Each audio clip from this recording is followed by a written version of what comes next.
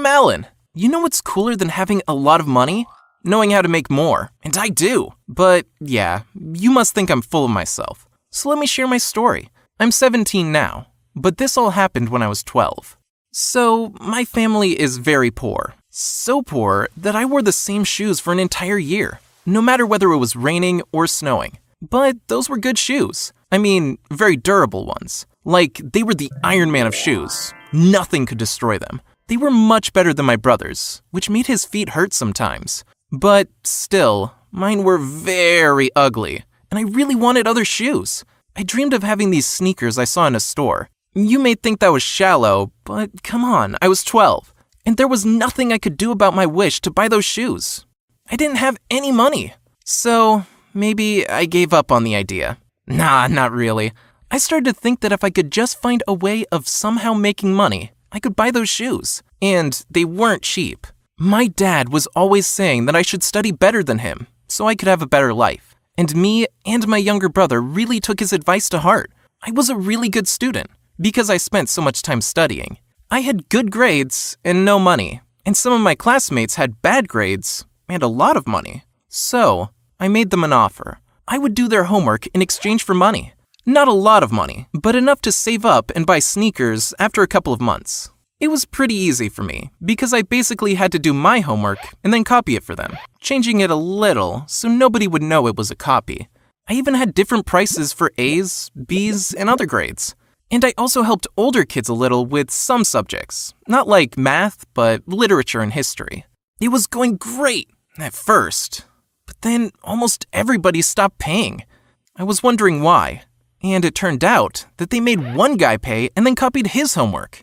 I had to fix this. So I told them that if they were going to do what they did, I was going to raise the price. They didn't like that, but they also didn't want to do their own homework. So they agreed, and everything went back to normal. But then one of the guys wasn't happy about it, and he actually told everything to the teacher. Can you believe that? The teacher was very angry at me and said that I should stop doing that or else me and the other guys would have a lot of problems. So I had to stop. But I still hadn't saved up enough for me to buy the sneakers I wanted. So of course, I came up with another plan. Because now, many of the older kids knew me, and their teachers didn't know about my tricks. I asked them to give me cool stuff in exchange for their homework. You know, like toys, action figures, simple gadgets. I would then start playing with them in my class, making it look like I was having a lot of fun. To be fair, it was fun, and if someone asked me to play with them, I would say no, which made them want it more and more. Then, at some point, I would rent it to them, or even sell it. Soon, I was buying stuff from the older kids and selling it for more money, instead of doing their homework, because I was getting tired doing so much homework. But of course, sooner or later the parents started to notice, and the teacher was angry with me again, saying that I was abusing the other children, and it wasn't okay.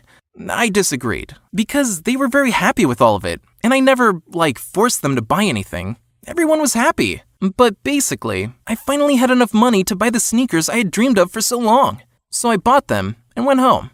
Finally, all my hard work was paying off. And even if I got into a lot of trouble, I still got what I wanted. Then, I saw my brother's shoes. They were in a way worse state than mine. And I remembered how many times he would say to me how much his feet hurt. And he was constantly sick because his shoes had a lot of holes in them and got wet every time he stepped into a puddle.